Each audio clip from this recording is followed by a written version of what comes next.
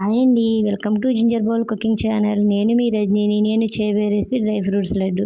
మనం ఇది కనుక బయట కొనాలంటే చాలా ఎక్స్పెన్సివ్ కాబట్టి ఇంట్లోనే సింపుల్గా నేను చెప్పినట్టుగా ట్రై చేసి చూడండి.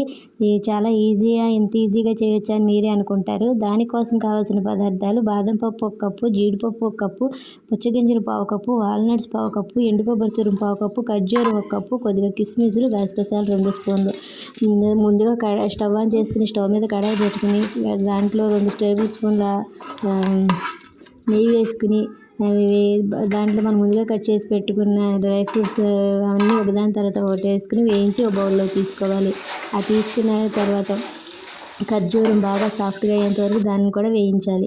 అది కూడా వేగిన తర్వాత బౌల్లోకి తీసుకుని దాంట్లో గసగసాలు వేసి మొత్తం కలిపి మిక్స్ చేసి బాల్స్ లాగా చిన్న చిన్న ఉండలాగా చుట్టుకుని సర్వింగ్ బౌల్లోకి తీసుకోవడమే. అంతే, ఎంతో healthy and tasty dry fruits laddu ready.